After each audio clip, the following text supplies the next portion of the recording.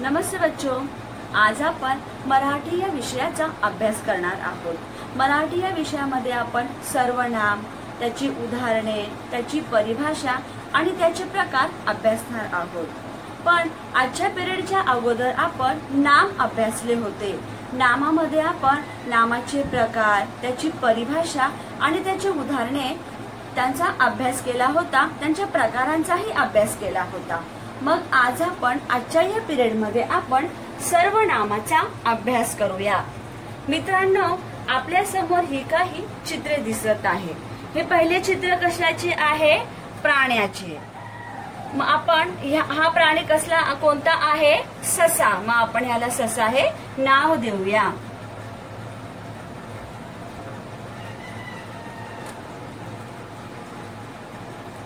मित्रांनो, प्राण्याला जे नाव दिले जाते त्याच नावाला नाम असे म्हणतात। हिंदी में नाम को संज्ञा कहा जाता है।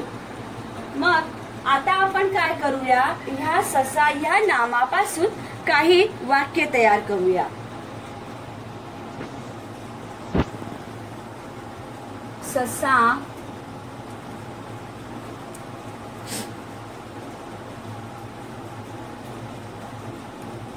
प्राणी आहे। आपण या नामापासून ससा प्राणी आहे असे वाक्य तयार केले। आता आपण दुसरे वाक्य तयार करूया।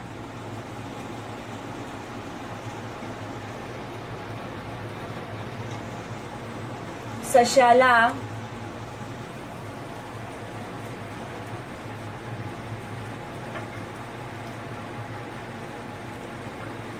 आपण दुसरे वाक्य तयार केले। सशाला गवत आवडते। आवडते मतलब अच्छा लगना। अशाच प्रकारे आपण तिसरेही वाक्य तयार करूया।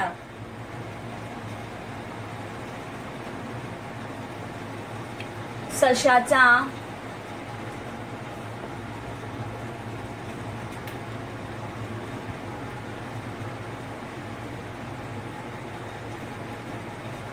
रंग पांढरा असतो। म्हणजेच काय तर सशाचा रंग पांढरा असतो। मित्रांनो, आपण काय केले? ससा हे जे नाम आहे त्या नामापासून आपण ही 3 वाक्य तयार केली।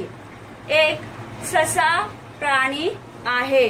दुसरे, सशाला गवत आवडते। तिसरे, सशाचा रंग पांढरा असतो। अशा प्रकारे आपण ससा या नामापासून काही वाक्य तयार केली। आता आपण एक गंमत करूया। आपण काय करूया? वाक्यामध्ये आपण ज्या नामांचा वापर केला होता ती नामे आपण काढूया आणि त्याऐवजी आपण दुसऱ्या शब्दांचा वापर करूया।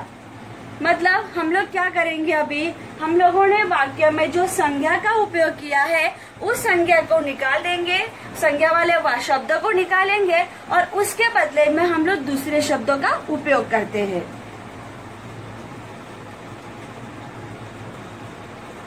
आता मी याच्यातून ससा हे नाम काढले आणि त्याऐवजी मी दुसऱ्या शब्दाचा वापर केला। आपले वाक्य झाले, तो प्राणी आहे। मित्रांनो, लक्षात ठेवा, इथे आपल्या वाक्याचा अर्थ बदललेला नाही। आपल्या वाक्याचा अर्थ तोच आहे, फक्त आपण काय केले? नाम काढले आणि त्याऐवजी दुसऱ्या शब्दाचा वापर केला। तसेच आपण दुसऱ्या वाक्यातही करूया। सशाला हे नाम काढले, त्याऐवजी दुसऱ्या शब्दाचा वापर केला। दुसरा शब्द कोणता? त्याला। आपले वाक्य झाले, त्याला गवत आवडते। असेच आपण तिसऱ्या वाक्यातही करूया।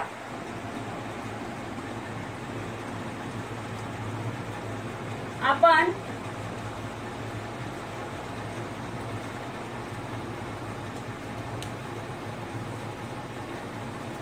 तिसऱ्या वाक्यामध्ये आपण त्याचा ह्या शब्दाचा वापर केलेला आहे। आता आपले वाक्य झाले, त्याचा रंग पांढरा असतो। अशा प्रकारे आपण नाम काढली आणि त्याऐवजी आपण या दुसऱ्या शब्दांचा वापर केला। आता आपले वाक्य झाले, तो प्राणी आहे, त्याला गवत आवडते, त्याचा रंग पांढरा असतो। अशा प्रकारे आपण काय केली, नामे काढली आणि त्याऐवजी आपण दुसऱ्या शब्दांचा वापर केला। दुसऱ्या शब्दांचा वापर करत असताना आपल्या वाक्याचा अर्थ बदललेला नाही, आपल्या वाक्याचा अर्थ तोच आहे, फक्त आपण काय केले, दुसऱ्या शब्दांचा वापर केला। तशाच प्रकारे आपण ह्या दुसऱ्या चित्रातही करूया। आपल्याला या दुसऱ्या चित्रात काय दिसत आहे, तर एक मुलगा आणि एक मुलगी चित्र काढत आहे। मग आपण ह्या मुलगा आणि ह्या मुलीवर आधारित काही वाक्य तयार करूया। सर्वात अगोदर आपण ह्या मुलाला आणि ह्या मुलीला नाव देऊया।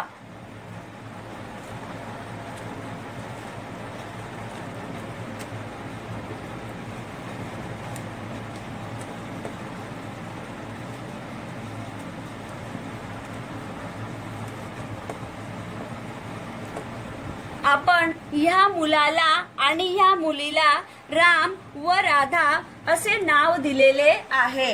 राम आणि राधा कोण आहेत, तर व्यक्ती, म्हणजेच काय, तर व्यक्तीला जे नाव दिले जाते त्याच नावाला नाम असे बोलतात। मग आपण आता काय करूया, राम व राधा या नामापासून काही वाक्य तयार करूया।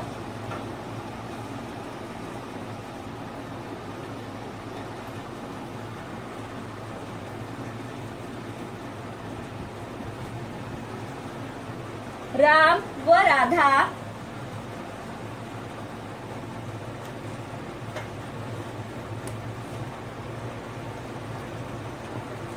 आपण पहिले वाक्य तयार केले, राम व राधा चित्र काढत आहेत। आपल्याला चित्रामध्ये दिसत आहे की राम आणि राधा काय करत आहेत, चित्र काढत आहेत। मग आपण त्याच आधारावर राम व राधा चित्र काढत आहेत असे वाक्य तयार केले। आता आपण दुसरे वाक्य तयार करूया।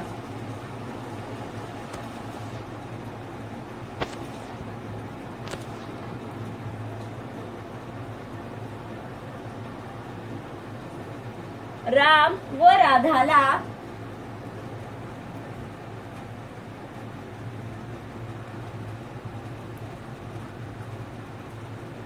चित्रकला आवडते। आवडते मतलब अच्छा लगना। आपल्याला इथे दिसत आहे की ते चित्र काढत आहेत, म्हणजेच त्यांना चित्रकला आवडते। अशा प्रकारे आपण राम व राधाला चित्रकला आवडते असे वाक्य तयार केले। आता आपण तिसरे वाक्य तयार करूया।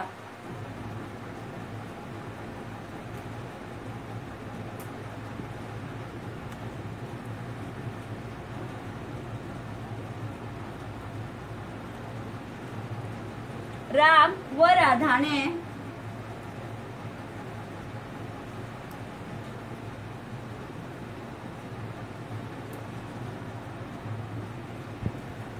सुंदर चित्र काढले। राम व राधाने सुंदर चित्र काढले। आपल्याला चित्रामध्ये दिसत आहे की त्यांनी सुंदर असे चित्र काढलेले आहे। मग आपण त्यावरच आधारित एक वाक्य तयार केले। मित्रांनो, आता आपण काय केले, या चित्रावर आधारित मतलब म्हणजेच या नामांचा उपयोग करून काही वाक्य तयार केली। राम व राधा चित्र काढत आहेत। राम व राधाला चित्रकला आवडते। राम व राधाने सुंदर चित्र काढले। अशा प्रकारे आपण राम व राधा या नामांचा उपयोग करून काही वाक्य तयार केली। मग आता आपण काय करूया, या वाक्यामधील नाम काढूया आणि त्याऐवजी आपण दूसऱ्या शब्दांचा वापर करूया। अब हम लोग क्या करेंगे, इस वाक्य में हमने जिस संज्ञा का उपयोग किया है उस संज्ञा को हम निकाल देंगे और उसके बदले में हम दूसरे शब्दों का उपयोग करते हैं।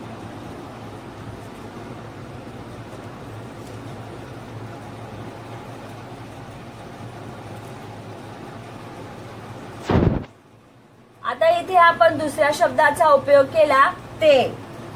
मग आपले वाक्य तयार झाले.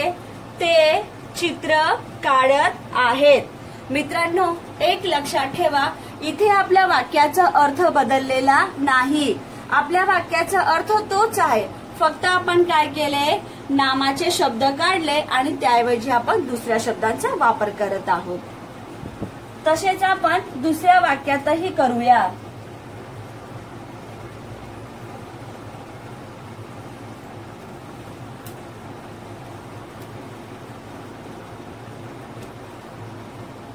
आपण दुसऱ्या वाक्यात दुसऱ्या शब्दाचा उपयोग केला त्यांना.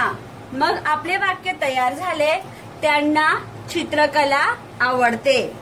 तसेच आपण तिसऱ्या वाक्यातही करूया.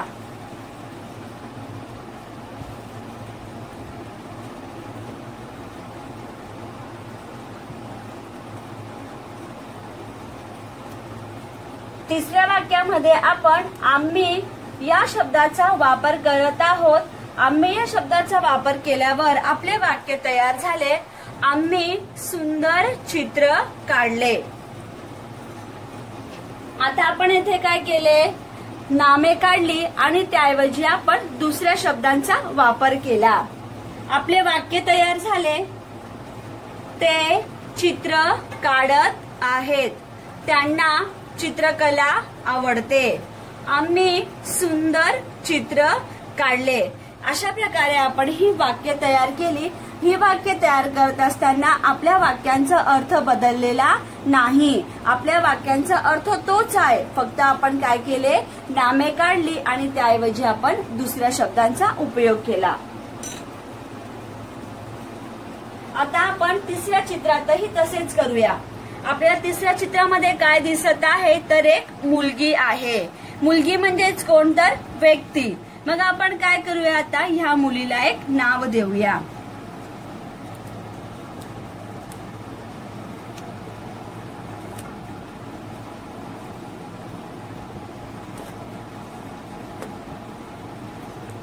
व्यक्तीला जे नाव दिले जाते त्याच नावाला नाम असे म्हणतात. मग आपण या मुलीला कविता हे नाव दिलेले आहे. मग आपण या नामापासून काही वाक्य तयार करूया.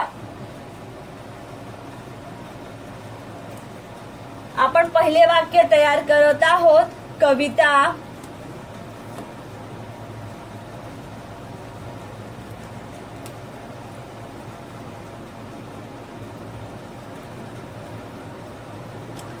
अभ्यास करते. अभ्यास मतलब पढ़ाई.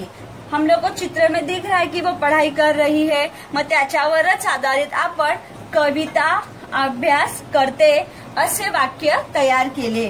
आता आपण दुसरे वाक्य तयार करूया.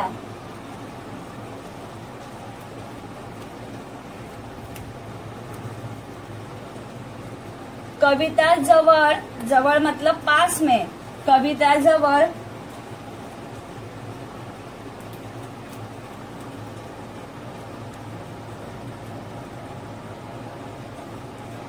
कविता जवळ पुस्तक आहे. पुस्तक मतलब बुक. उसके पास बुक है. मग त्यावरच आधारित आपण दुसरे वाक्य कविता जवळ पुस्तक आहे असे तयार केले.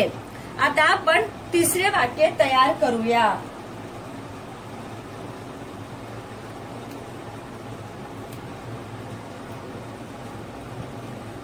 कविताने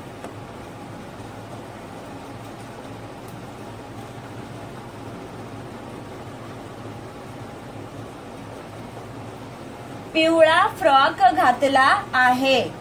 हम लोग चित्र में आपल्याला चित्रामध्ये दिसत आहे की तिने पिवळा फ्रॉक घातलेला आहे. मग त्यावरच आधारित आपण कविताने पिवळा फ्रॉक घातला आहे असे वाक्य तयार केले. मग आता आपण काय केले, कविता ह्या नामापासून ही वाक्य तयार केली. पहिले वाक्य कविता अभ्यास करते. दुसरे वाक्य कविता जवळ पुस्तक आहे. तिसरे वाक्य कविताने पिवळा फ्रॉक घातला आहे.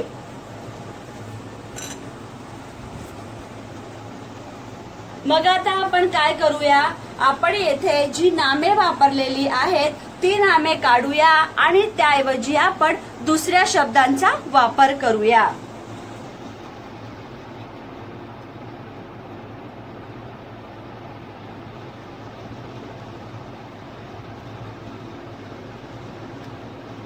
आता इथे आपण दुसऱ्या शब्दाचा वापर केला ती.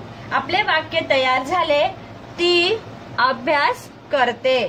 तसेच आपण दुसऱ्या वाक्यातही करूया.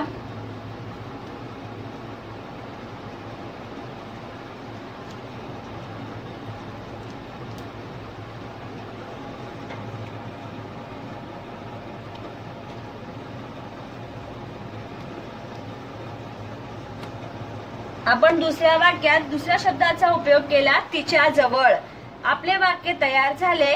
तिच्या जवळ पुस्तक आहे. तसेच आपण तिसऱ्या वाक्यात करूया.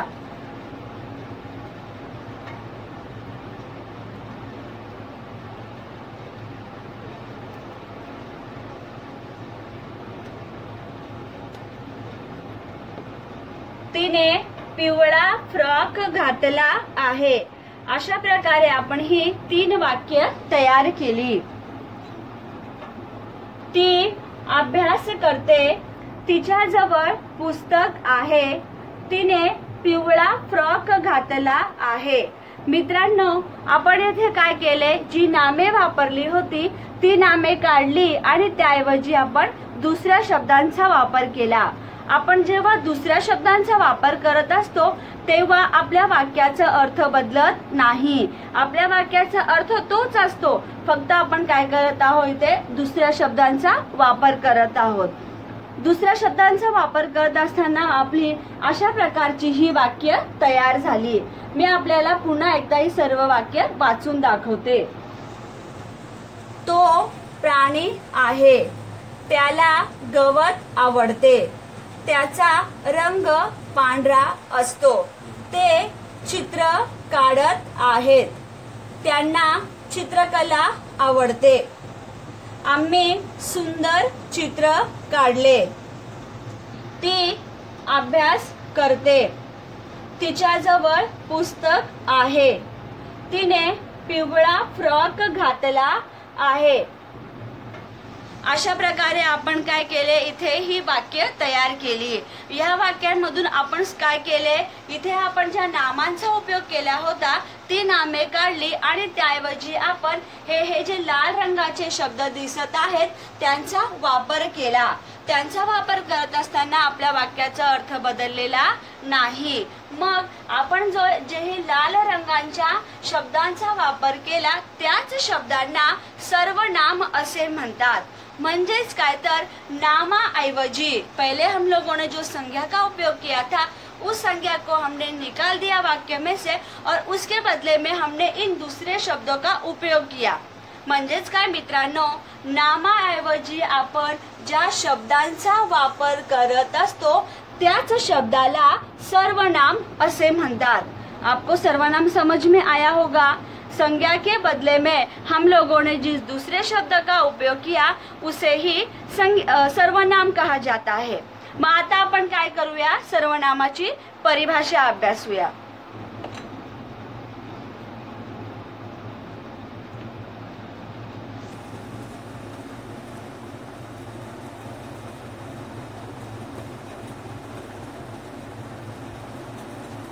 सर्वनामाची परिभाषा आहे, नामाच्या ऐवजी वापरल्या जाणाऱ्या शब्दाला सर्वनाम म्हणतात. नामाच्या ऐवजी नाम के बदले में, संज्ञा के बदले में हम जिस दूसरे शब्द का उपयोग करते हैं उसी दूसरे शब्दों को सर्वनाम कहा जाता है. आता आपण येथे सर्वनामाचा अभ्यास केलेला आहे. आता आपण सर्वनामाची परिभाषा आणि त्याची उदाहरणे अभ्यासली आहेत. आता आपण सर्वनामाचे प्रकार अभ्यासूया. सर्वनामाचे एकूण 6 प्रकार असतात. पहिला प्रकार पुरुषवाचक सर्वनाम, दुसरा दर्शक सर्वनाम, तिसरा संबंधी सर्वनाम, चौथा प्रश्नार्थक सर्वनाम, पाचवे अनिश्चित सर्वनाम, सहावा आत्मवाचक सर्वनाम. अशी सर्वनामाची एकूण 6 प्रकार असतात. आता आपण सर्वनामांच्या या प्रकारांचा सविस्तर अभ्यास करूया. आपण पहिला प्रकार बघूया. पहिले आहे पुरुषवाचक सर्वनाम. बोलणारी व्यक्ती स्वतःबद्दल, ज्यांच्याशी बोलते, ज्यांच्या विषयी बोलते यासाठी ज्या सर्वनामाचा उपयोग करतात त्यास पुरुषवाचक सर्वनाम असे म्हणतात. पुरुषवाचक सर्वनामामध्ये 3 व्यक्तींचा समावेश होत असतो. कोणकोणत्या 3 व्यक्ती? बोलणारी, ज्यांच्याशी बोलते, ज्यांच्या विषयी बोलते, या 3 व्यक्तींचा समावेश पुरुषवाचक सर्वनामामध्ये होत असतो. आणि या 3ही व्यक्तींसाठी वेगवेगळ्या सर्वनामांचा वापर केला जातो. या 3ही व्यक्तीवरच आधारित पुरुषवाचक सर्वनामाचे प्रकार पडतात. कोणकोणते प्रकार? 1. प्रथम पुरुषवाचक सर्वनाम, द्वितीय पुरुषवाचक सर्वनाम, तृतीय पुरुषवाचक सर्वनाम.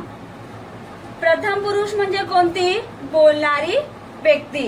द्वितीय पुरुष ज्यांच्याशी बोलतो आणि तृतीय पुरुष ज्यांच्या विषयी बोलतो. आता यासाठी आपण ज्या सर्वनामांचा उपयोग करत असतो ती सर्वनामे, काही सर्वनामे ही एकवचनी असतात आणि काही सर्वनामे ही अनेकवचनी असतात. म्हणजेच प्रथम पुरुषसाठी एकवचन मी, अनेकवचन आम्ही. द्वितीय पुरुषसाठी एकवचन तू, अनेकवचन तुम्ही. तृतीय पुरुषसाठी एकवचन तो, ती, ते आणि अनेकवचन ते, त्या, ती अशा सर्वनामांचा आपण वापर करत असतो. मग जर आता आपल्याला यांची वाक्य बनवायची असतील तर वाक्य कसे? उदाहरणार्थ मी अभ्यास करते, आम्ही अभ्यास करतो. आता द्वितीय मध्ये तू अभ्यास करते, तुम्ही अभ्यास करतात. तृतीय मध्ये तो अभ्यास करतो, त्या अभ्यास करतात. अशा प्रकारे इथे आपण काय करत असतो? वाक्य बनवत असतो. आता दुसरे दर्शक सर्वनाम. जवळची किंवा दूरची वस्तू दाखविण्यासाठी जी सर्वनामे येतात त्यांना दर्शक सर्वनाम असे म्हणतात. आता जवळची मतलब क्या? पास की. पास की वस्तु दिखाने के लिए और दूर की वस्तु दिखाने के लिए जिन सर्वनामों का उपयोग किया जाता है उन सर्वनामों को दर्शक सर्वनाम कहा जाता है. आता याच्यामध्ये कोणकोणते सर्वनामे येतात? तर उदाहरणार्थ हा, ही, हे. जवळची वस्तु दाखविणे मतलब पास की वस्तु दिखाने के लिए हम लोग हा, ही, हे इन सर्वनामों का उपयोग करते हैं. आणि तो, ती, ते दूरची वस्तु दाखविणे.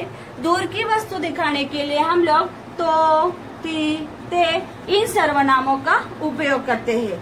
अगर हम देखते हैं तो हे पुस्तक आहे. जवळची वस्तू दाखवली आपण, पुस्तक माझ्या हातात आहे म्हणून हे पुस्तक आहे. आता हे पुस्तक माझ्यापासून दूर आहे मग ते पुस्तक आहे. अशा प्रकारे आपण काय करत असतो? या दर्शक सर्वनामांचा वापर करत असतो. आता तिसरे संबंधी सर्वनाम. वाक्यात पुढे येणाऱ्या दर्शक सर्वनामाशी संबंध दाखविणाऱ्या सर्वनामांना संबंधी सर्वनाम असे म्हणतात. या अशा प्रकारच्या वाक्यांमध्ये दोन सर्वनामांचा वापर करत असतो. पहिल्या सर्वनामाचा दुसऱ्या सर्वनामाशी संबंध असतो. पहले सर्वनाम का दूसरे वाक्य में जो दूसरा सर्वनाम आया है उसके साथ में संबंध होता है. म्हणूनच अशा प्रकारच्या सर्वनामांना संबंधी सर्वनाम असे म्हणतात. तर उदाहरणार्थ जो अभ्यास करतो तो पास होतो. येथे आपल्याला दिसून येते की पहिल्या सर्वनामाचा दुसऱ्या सर्वनामाशी संबंध आहे, जसे जो, तो. तसेच दुसरे वाक्य, ज्याने अभ्यास केला त्याने पुढे यावे. येथेही आपल्याला दिसून येते की पहिल्या सर्वनामाचा दुसऱ्या सर्वनामाशी संबंध आहे. ज्याने, त्याने. मग इथे कोणकोणते सर्वनामे येतात तर जो, तो, ज्याने, त्याने, आम्ही, तुम्ही अशा सर्वनामांचा उपयोग आपण संबंधित सर्वनामामध्ये करत असतो. आता पुढचे सर्वनाम, प्रश्नार्थक सर्वनाम. ज्या सर्वनामाचा उपयोग वाक्यात प्रश्न विचारण्यासाठी केला जातो त्यांना प्रश्नार्थक सर्वनाम असे म्हणतात. हम लोग वाक्य में क्या करते हैं, वाक्य से हम प्रश्न पूछते हैं, तो प्रश्न पूछते समय हम जिन सर्वनामों का उपयोग करते हैं वही सर्वनामों को प्रश्नार्थक सर्वनाम कहा जाता है.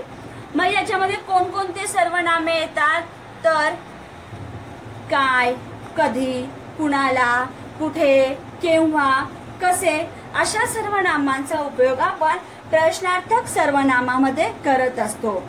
इथे आपण उदाहरण बघूया. एक, गीता काय करते. येथे कोणते प्रश्नार्थक सर्वनाम आहे, काय. म्हणजे काय या सर्वनामाने आपण इथे काय करत आहोत, प्रश्न विचारत आहोत.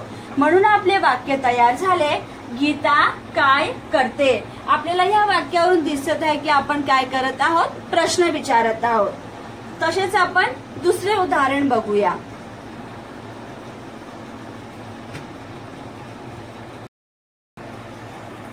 दुसरे आपले उदाहरण आहे, तिकडे कोण आहे. आपल्याला कोण या शब्दावरून, कोण या सर्वनामावरून कळत आहे की उदाहरणामध्ये प्रश्न विचारला जात आहे. म्हणजेच काय की ज्या शब्दा म्हणजे असे शब्द असतात की असे सर्वनाम असतात की त्यावरून आपण काय करत असतो, प्रश्न विचारत असतो. आता पुढचे आहे अनिश्चित सर्वनाम.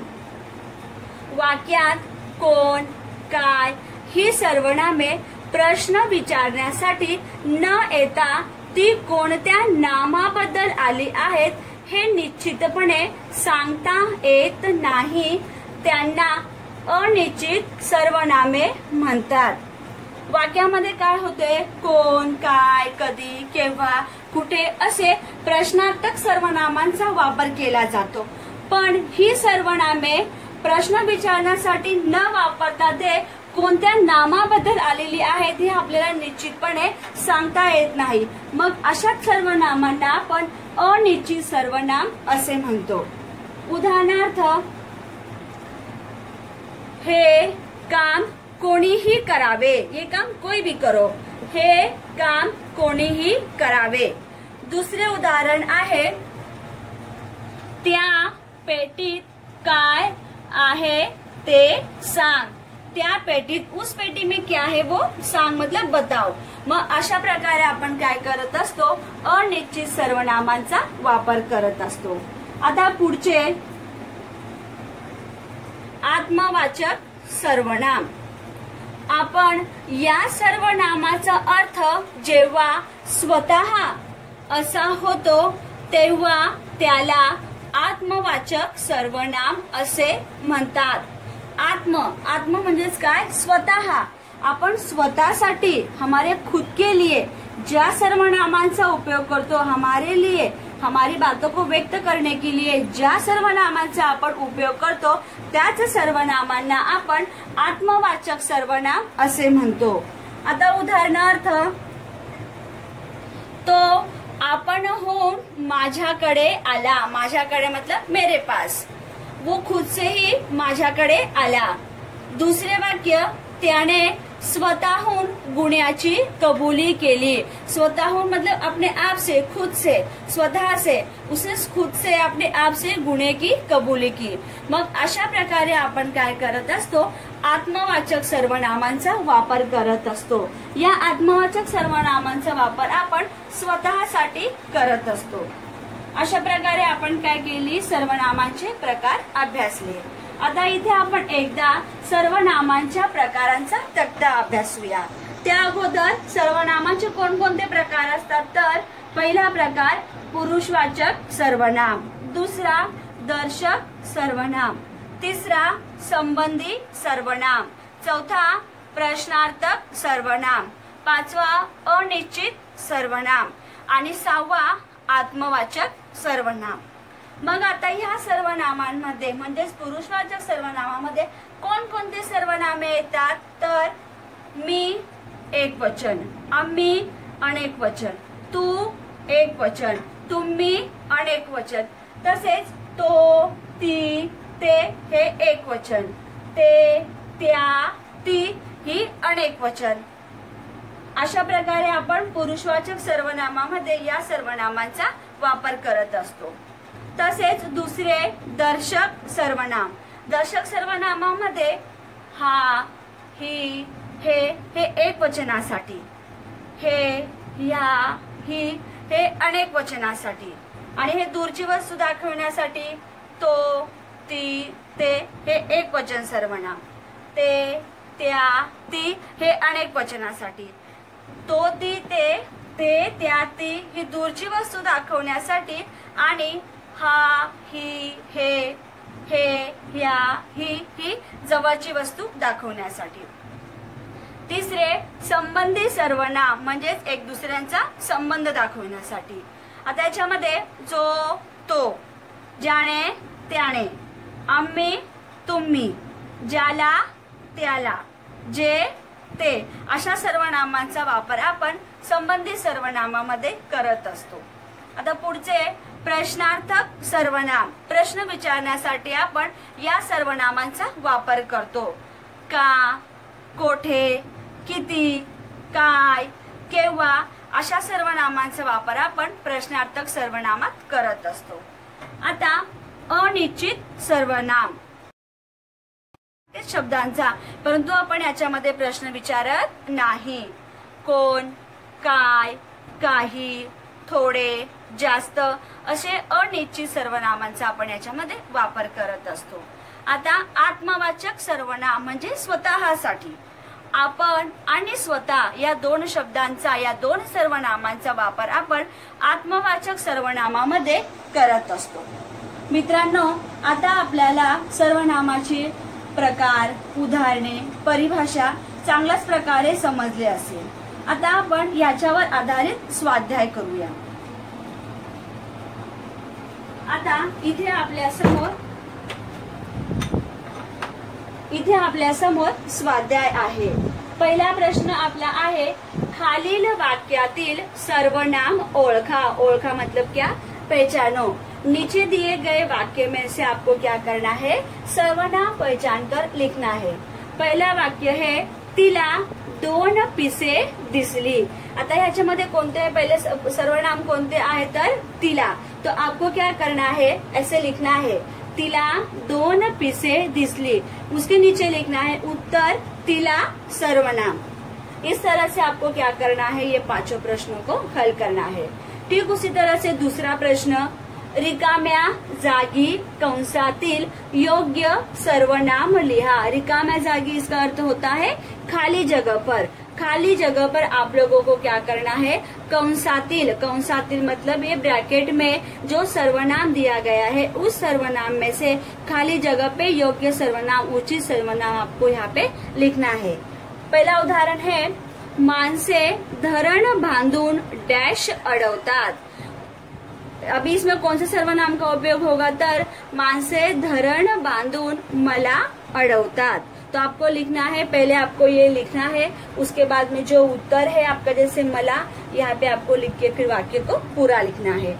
इस तरह से आपको क्या करना है, ये दोनों घर काम को पूरा करना है।